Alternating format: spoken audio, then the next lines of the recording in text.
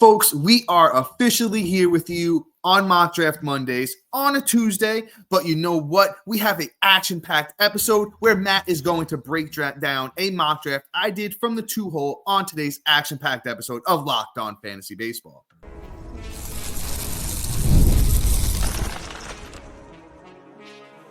You are Locked On Fantasy Baseball, your daily fantasy baseball podcast. Part of the Locked On Podcast Network, your team every day.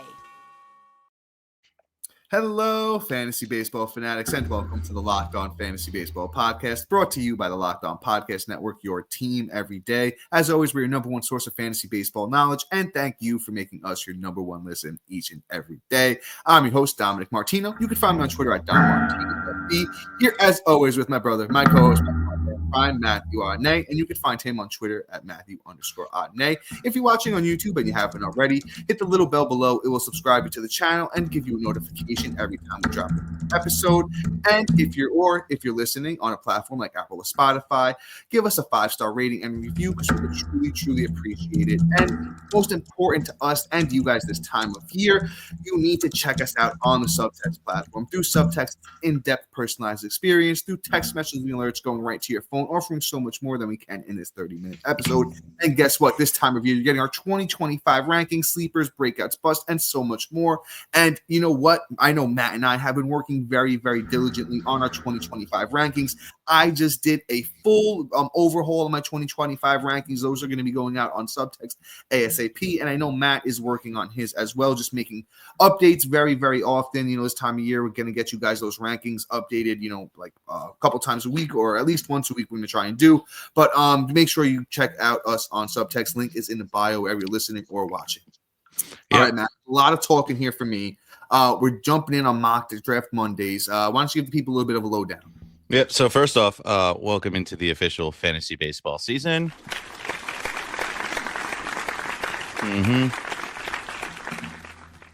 We are happy to be here. Oh, here's a loopy-loop. Sorry about that. Forgot to set up that setting. But anyway, really happy to be here. We're in mock draft season. It's great. How we do our mock drafts is very simple. One of us does a mock draft and the other person tears it apart. So it's real simple, right? So for this one, Dom did a pretty standard league, right? Standard Yahoo, right? So that's our platform for most things. A single catcher, no middle or a corner infielder, and 3 outfield, 2 UTs, 2 SPs, 2 RPs, 4 pitches, 5 benches. Okay. So with that being said, everything is pretty much just going to be standard. We're going to mix it up this season, do a couple different things. We might do a 2-catcher league, but right now this is just standard. Let's open up the floodgates and kind of get started, right?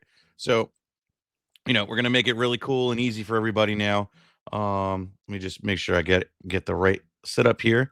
So boop, and then I'm going to pull up Dom's team. Here we go. All right. And so this is a stand-up. As you can see, Dom's team here on the board if you're watching on YouTube. If not, Dom, why don't you read off the team for the audio people and then kind of give us your mindset on how you approach this draft and things like that. And then I'll rip you apart after the fact. Of course. So let's do this by roster first. If you're watching on YouTube, you got it up in front of you. If you're listening on the audio end. So with this team, it's a 12-man league. I drafted from the 2-hole, as Matt mentioned, 5x5 standard head-to-head category league, basic Yahoo kind of settings on there. So I took Austin Wells as my catcher. Matt Olson's playing first base. Luis Garcia is playing second. Nico Hoerner at short. Austin Riley at third base. Aaron Judge is my first outfielder. Wyatt Langford's my number 2 outfielder. Mike Trout is my number 3 outfielder. I have Christian Encarnacion-Strand and Josh Jung as my utility bats. On the bench as far as hitting, I have Kerry Carpenter and Michael Garcia. As we move into the pitching, I have Cole Ragans as my number 1, Yoshinobu Yamamoto as my number 2. I have Max Fried as my 3, Joe Ryan as my 3, Max Fried as my 4, Shane McClanahan as my 5, Clark Schmidt as my 6, Spencer Arangetti as my 7, and Jesus Luzardo as my SP8. For my closers, I have Andres Munoz as my 1, Ben Joyce as my 2, and I have Porter Hodge as my 3. I as on the whole, as a roster, I really do, as this being my first mock draft of the season, I really like how it played out. I think I took advantage of a lot of things that Matt and I have pointed out as we, have gone through this offseason. If you've been here with us, my strategy has always been, and at least for the last few years, go heavy hitting at the top. As I mentioned that, I'll kind of talk about where I drafted everybody, kind of just get into that a little bit. Aaron Judge was my first pick at the number 2 spot. I think it's a pretty standard pick. He could have gone. Shohei Ohtani went number 1. We do our mock drafts through Fantasy Pros, who do have Shohei Ohtani as a dual player, so he's going number 1 in that that kind of league. I agree with that. I took Aaron Judge. I said you could have went Bobby Witt there. I think that's the only other one you want to argue. I like the position scarcity of outfielder. I think that's a little bit harder to fill, so that's why I went Aaron Judge there over Bobby Witt. I'm not going to argue with you. If you want to take Bobby Witt there, by all means, you could do that. I just want to get ahead of outfielder early. It leaves me open to draft, other positions. I don't have to worry about outfield for a couple of rounds, and you could just you really get that one out of the way. Going into round 2 and 3 on the turn, I took Matt Olson and Austin Riley, those teammates from the Atlanta Braves. Some people might look at Matt Olson's stats last year and be like, you know what, he had a down year. He sure did. I don't think there's any way possible that the Braves as a team are as bad. So, I think that helps Matt Olson bounce back. It's hard to go through a season where, the Braves didn't play up to expectations because a lot of guys were hurt. Matt Olson was, the one healthy guy on the team. I think he bounces back. Maybe not the batting average isn't as great as it's been in past seasons, but if Olson hits 250 with 30 plus homers, 100 RBIs, close to 100 runs, I think that's going to be great. That's what I expect from him. Riley, really like him there too. I think he's going to be, just if he's healthy, he's going to be great. Getting to my 2 starters, who I took my next 2 picks, Ragans and Yamamoto. Really like them up there at the top. I think I got great value on both of them going into round 4 and 5. I think they honestly slip. I think they go a lot higher. As we get closer into draft season, everybody gets a little bit more prepared. So I don't think I'm going to be able to pull that off every time. I love that 1-2 punch. I jump back in with my next 2 outfielders, Langford and Trout. Langford, young upside. I think he finished the season really strong in the last couple of months. Over his last, 30-ish games, he had 8 home runs, stole 7 bags. Hit 300, love him there. Mike Trout. If we're getting Mike Trout as our outfielder number 3, I think you got to do that all day. Not really much else to say, but if the guy's healthy, he's a top 5 outfielder, honestly. Top 10 at worst. So I'm getting him in the 7th round, I think, is a bargain. Run through this here. Joe Ryan as my SP3. I like it there. Upside, he's a big strikeout guy. I think he can get that ERA down. Andres Munoz, 1 and 3 round, ranked as my closer number 8. So I think that's solid value there. I always tell you guys, you kind of got to jump in, get yourself a top 10 closer. Did that there for me. I took Max Fried, 10th round. McClanahan 11th as my SP 4 and 5. McClanahan as top 3 upside. Luis Garcia, Nico Hoerner, my next 2 picks, got my middle infielders there. I love the value on them. I think they both jump into this team and give me a little bit of batting average stability, steals. Grab Ben Joyce as my closer 2. Grab Clark Schmidt there. After that, get my 2 utilities in Strand and Jung. And Matt, I think you can attest to this. These guys should not be going this late. You're getting Christian Encarnacion-Strand in the 16th, Josh Jung in the 17th round. That's crazy to me. 2 young bats that could potentially be starters at their positions, but I get them as utilities there. Austin Wells as Porter Hodge is my close 3 in the 19th. As a next outfielder there on the bench. You get upside in Spencer Aaron there. 1, and to close it off, I got Jesus Luzardo with 22nd, signed with those Phillies. Matt has the gear on if you watch it on YouTube. And Michael Garcia, kind of just that Swiss Army knife at the back end of my roster. I feel like he needed a little bit more speed. So I took him there. I think he's young, has a little bit of upside, and as my last pick, too bad there. But you know what's coming up next? Matt is going to tell you if I did bad or not. So make sure you stick around because of that and more coming up next.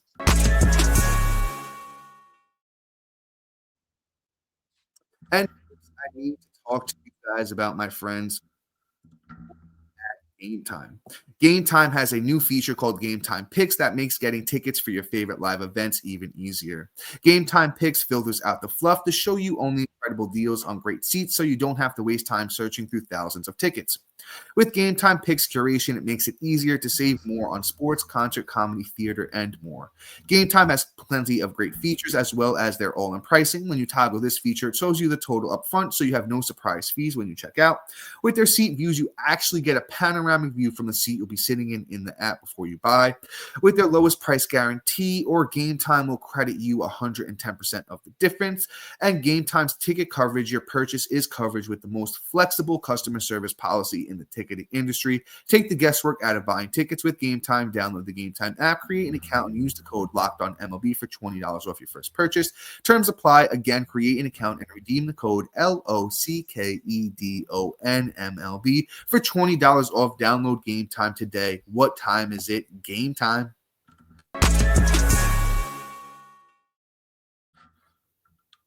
And then I want to talk to you guys again about the Locked On Fantasy Baseball Podcast Diamond Club on Subtext, your ultimate fantasy baseball companion. As this offseason continues to unfold, you can rely on us for our dynamic content. Get real-time alerts right to your phone, including our 2025 rankings, sleepers, breakouts, busts, and so much more than you could get on this 30-minute podcast. So make sure you stay ahead of your fantasy league by joining the Diamond Club on the Subtext platform where the path to your victories begin. So subscribe now and elevate your fantasy baseball experience to a new level.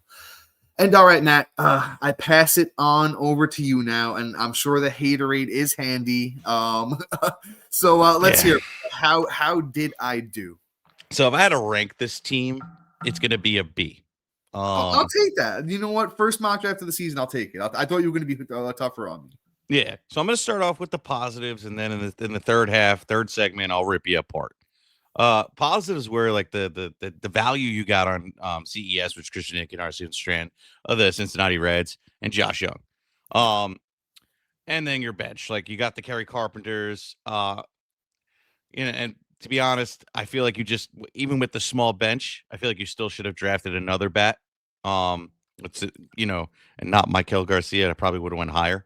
But we'll get into that after. You're lacking stolen bases as a whole. Yes, Nico Hoerner has the upside to do what he did back in 2023, but if it's at a baseline of what we are seeing for his whole career of last year is more realistic than 2023.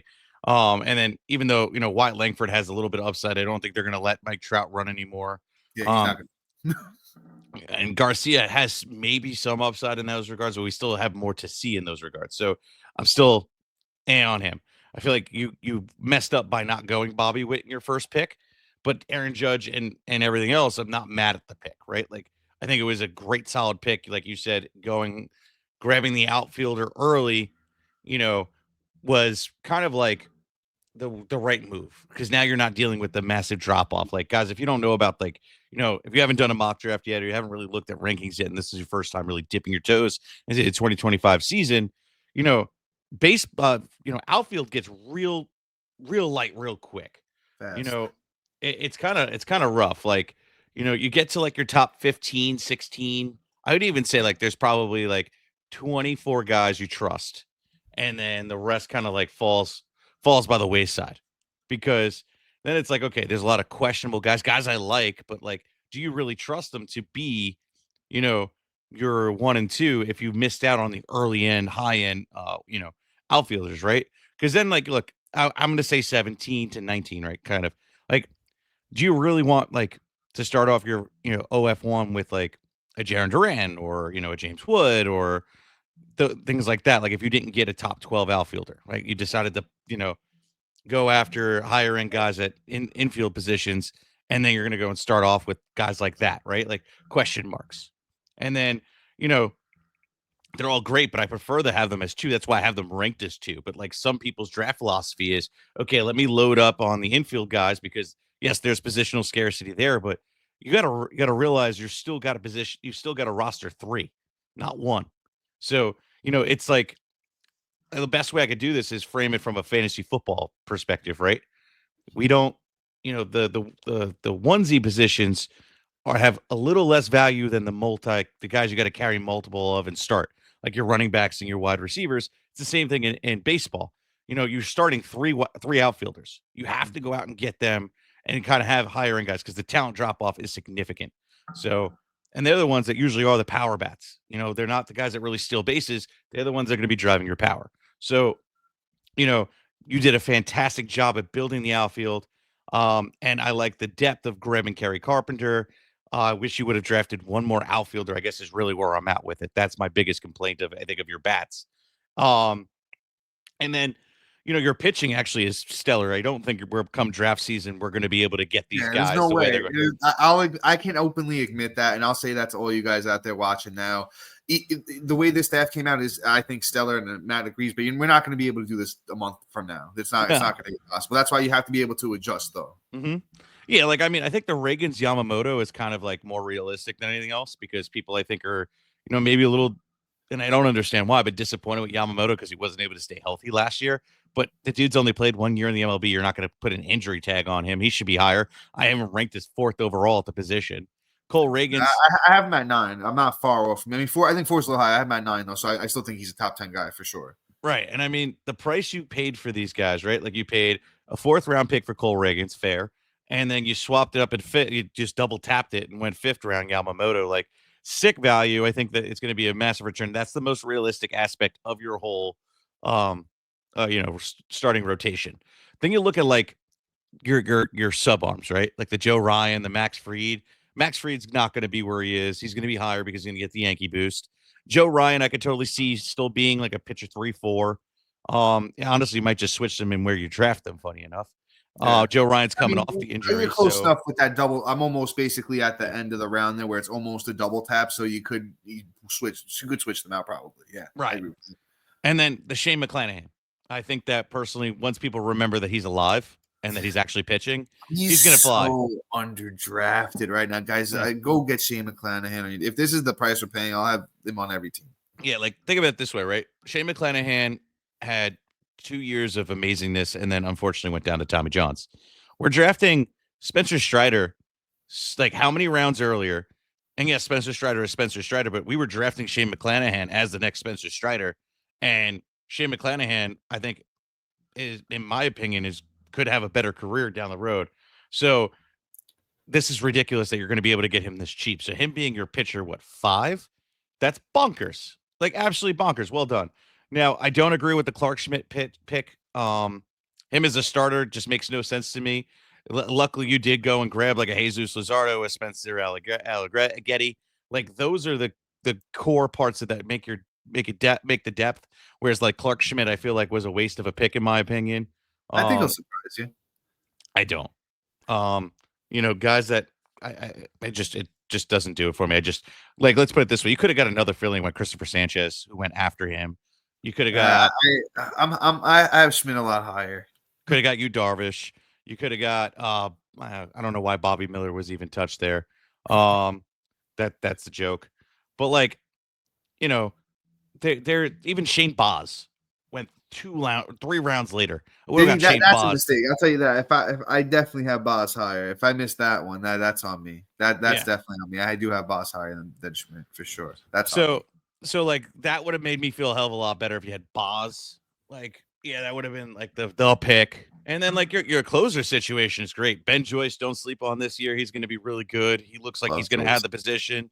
If you start looking at around on on the industry of different sites that kind of put out content, right? They there's my favorite is Roto World. They give a high who has the most pretty much leash, who has a short leash, and Joyce actually has a long leash right now. High probability of keeping his job for a long period of time. Whereas these other guys on other teams, we don't know exactly if they're going to be able to hold it down. Porter Hodge, for instance, he's going to probably be the closer for opening day, but his leash is a lot shorter than anybody else. So but that's why he's your RP3. So long story short, and then Munoz is somebody that I'm a little disappointed with as well. Last year he had an ugly season, didn't really perform up to par. So it's a little bit on the whole, but overall, that staff I think is the strongest part of your whole team. But coming up next, we're now going to hear all the negatives that I have to say about Dom's team and where I'm really going to rip it off. I've kind of teased a little bit of it, but more coming up next.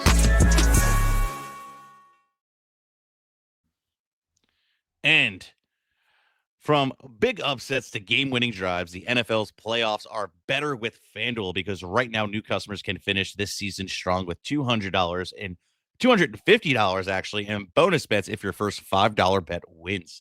FanDuel has so many ways for you to pick up a W. I love betting on which players will score a touchdown, how many points in each team will have.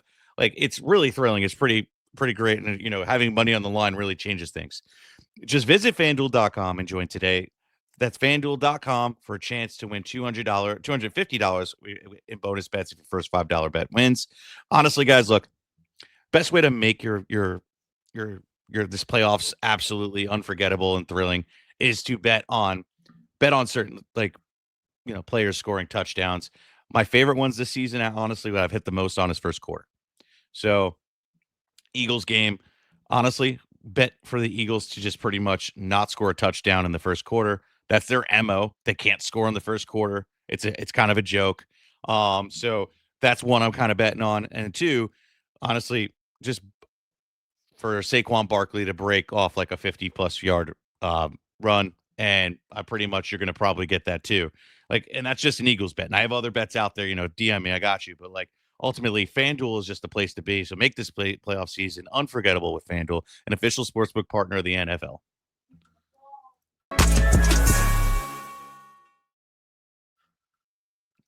All right, and now we're back in it. Dom, before I get back in and kind of rip you a new one, maybe make you walk a little funny. Can you do you have anything to add? Anything I said in this last segment? I'll admit, I'll tell you. So we're still sharpening our knives at this point in the season. I love that you were talking about how we kind of both talking about how you at this point in the season you can get away with more. Not all the ranking systems are up to date. Everyone's you still got a lot of people coming out of football season. Literally fantasy football just ended. A lot of people are just getting into baseball season. So ADP is going to adjust. We're sitting here on what is today, Matt? January 6th, 2025. This is what we can do today. I might not even be able to do this 2 weeks from now. So, we're sitting here talking about this, breaking it down. If you're watching it today, yeah, great. It should be more about player analysis than where these players were actually drafted. And that's what the spin that we're trying to give on you. As far as team construction, I like the way I did it. Matt, I would love if there were a little bit deeper benches. I would have loved to have another guy, with outfield eligibility. Because if you do look at it like this, Judge has been hurt here and there, not the full stable of health, but, not injury prone either. Trout's definitely injury prone. Langford and Kerry Carpenter are young. I could see that going south. There is a world where that goes really bad. So what if I'd love to have one more guy there in the outfield? I hear you on that. I like Clark Schmidt. I'm going to back it up. I think if, last year he got hurt, but the games he did start, especially came after he came back from the injury. I think it was like 8 or 9 starts. He looked really sharp. So I think, he has the full rotation spot this year. I think, he could run away with it, look great. I would have definitely taken Shane Baz. I missed that one. I'll give you that. I'll give you the Shane Baz. I have Shane Baz ranked about 10 spots higher than Clark Schmidt. So definitely could have, made an adjustment there. But overall, I think for a first mock draft, I like it. I like the grade of a B, so I'll take it. But I know you're about to come off on me here about something or another I could have done different too. So I'll take it. But let's hear it. Yeah, I mean, like the reason we do this exercise of mock drafting in total is to kind of figure out, okay, where our mistakes are. How can we build the team? What is the best way to do it? So, like, it's a good exercise. Is why we do it to each other, and it's probably the reason why we keep getting better every year. We pretty much pick each other apart at a weekly basis. It's so much fun, let me tell you. You have to listen to it. I want to throw that out there though too. Listen, I listen to Matt. Matt listens to me. That's why we both do so well. Don't be the guy, the know-it-all guy that I know everything. No, listen to what your friends are telling you and take it in and think of the reason why they're saying it. And if it's not to get over on you and they're being open and honest, then it really works. Like, that's why Matt and I do so well. But be honest with your friends and take the time and criticize each other and take the criticism in openly and honestly. Yeah, and with that being said, of being honest, right? Like, let's be honest here. You made some mistakes. Yeah, definitely. So, like, your UT situation, right? Like having CES and Josh Young. I love it. At the same time, it's super risky, right? Like, yes, you got them at a great price, but you could have had a little bit of a higher end guy. I probably would have maybe gone higher, but the same thing is, like, you also went super high on pitching in total and kind of left your bats kind of hanging out there to dry. Like, the fact that you ended up with both Luis Garcia and Nico Hoerner, as you know, your shortstop and second baseman, I feel like you left yourself at a rough spot, right? Like I probably would have prioritized grabbing either a higher end shortstop or second baseman. Um, for like Hoerner, last year we were drafting in the 5th round. I'm not mad at the fact that you grabbed him, but it's the Luis Garcia part, right? Like I would have prioritized snagging a higher end guy at that position. And it doesn't matter because both Nico Hoerner has dual eligibility, so it is what it is. But just grabbing one of those, I feel would have made it a little bit more of a staple in your lineup. That would have been a big difference, specifically more at shortstop. Lastly, you look at like how stacked your pitching is. You totally could have passed on like a Max Fried or Joe Ryan would have been the guy I kind of would have left out there and picked up a bat around there. If I pull up the draft, right, where you picked up Ryan and you look at it, Lawrence Butler went right after. That could have been a great UT to start off with.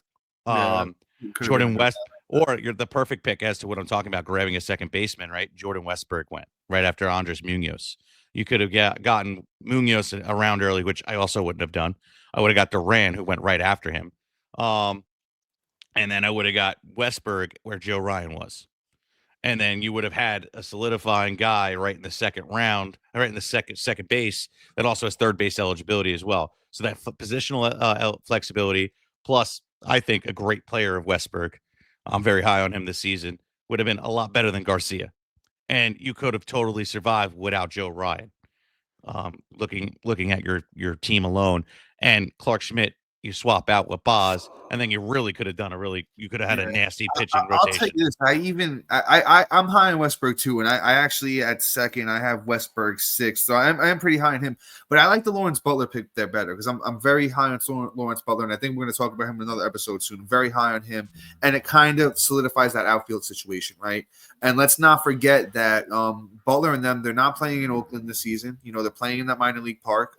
Butler hit very well in Oakland. I think he's going to hit very well this year in that minor league park where they're playing half their games. So I actually think I would have taken that route. I think I would have solidified the outfield situation. You get yourself an elite utility bat. You don't need the Joe Ryan there. You turn Schmidt into Boz, like you said. I think that's the perfect move there. And this team looks a lot more stable. Yeah. You still would have left yourself in a hole, but you wouldn't have had as risky of a UT. Yeah, I mean, I'll a little bit more depth at OF. Yeah, I'm higher on Hoerner. I have Hoerner as my 5th second baseman. I just think he's being underdrafted this year. That's just my 2 cents. Anyway. That's great, but then the thing is, though, and even it's second base or short, but like the thing is, though, short died out real quick. There was no real shortstops after a certain point. So you probably should have just went higher on him, or you would have gotten your number 5 second baseman playing at short with a strong second baseman in Westberg. Like that really would have made your bats that much better. And honestly, I would have double tapped and I wouldn't even have gotten Munoz. We could have gotten guys later at the RP position and made up with it with guys, that is I think where you went wrong in your draft, but you recovered very well. And at that point, you took the risk to make up for it. Like CES and Josh Jung not only decided to stay healthy, but perform to our expectations of ceiling. It's great. But the thing is, though, CES has a high ceiling, low floor. I feel like Josh Jung, we know who he is. Power guy, decent batting average, and on a team that I think is gonna swing up. I think they're gonna bounce back. So I think that he's actually going to be probably the biggest value of the draft. We're gonna be talking about him later this week on must draft hitters. Hint on what's coming up for the lineup this week in terms of shows. But the CES, we still really haven't seen much from him, and he was playing with a hand injury and led to a surgery, which I don't think tells even a relatively close to what the story is. So it's just a lot of risk there. But ultimately, like I said, that's why I gave you a B. This is something that we could recover through waiver wires and streaming positions and things like that, making trades. But you would have did those few adjustments, and I feel like I would have given you an A+. Because everything else overall is great. I hear it though. I'll tell you this. I agree on a lot of the analysis you gave, and I think a lot of it's spot on. I'll tell you this, and Matt, as well. We are very pitcher heavy guys. We make a lot of our money in the pitchers, but like that's where every year, especially Matt with his nickname, the Pitcher Whisperer, we do very well with starting pitching, and even relief pitching. So I kind of may have leaned into my area of expertise a little bit, and I felt like, oh, I'm rocking and rolling here. I'm building a great rotation. Where I should have turned around and realized, hey, having that either Westberg there at second could have got Hoerner later, or you take the Lawrence Butler there and you solidify that outfield situation, because we all know how outfield can get. This team looks a lot better, and it looks in that A plus type of range. So I fully agree with you there, brother. Yeah. So, long story short, to recover on I guess recap real fast because we don't have much time. But ultimately, this is where we're at. This exercise was great. Dom, you did okay. I could have beat you. My best. I could have beat you. We'll see next week, right? We'll see next week when it's my turn to get ripped apart. But or will I? But ultimately, guys, this is gonna be it. We're gonna be back on Mondays. We had a little hiccup in terms of scheduling, but usually it's every Monday. And we pretty much hit you for the whole first 3 days of the week, and then we rock and roll until about February 10th when pitchers and catchers report. That's when we report 5 days. So. Yep. We're coming in. We're going to be hitting you up with a good amount of content and all the stuff you want to get in locked in early. We here with us at Locked On Fantasy Baseball. And guys, please like, subscribe, comment, rate, review, do everything you can to share this podcast, because quite honestly, you're not as good as you think until you share all the same information with your friends.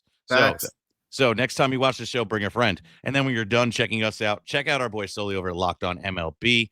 He kills it with the baseball content, really gives you a great coverage of the whole league. So guys, with that being said, have a great rest of your day. Peace.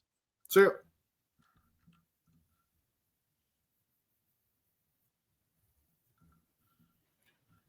Nice.